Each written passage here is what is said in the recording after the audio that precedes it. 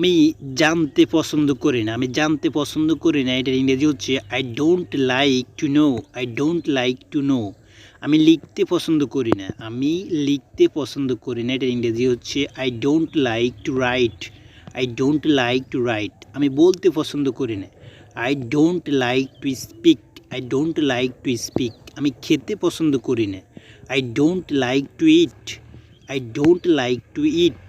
আমি খাওয়াইতে পছন্দ করি না। I don't like to feed. I don't like to feed. আমি শিখতে পছন্দ করি না। I don't like to learn. I don't like to learn. আমি শিক্ষা দিতে পছন্দ করি না। I don't like to teach. I don't like to teach. আমি বুঝতে পছন্দ করি না। I don't like to understand. I don't like to understand.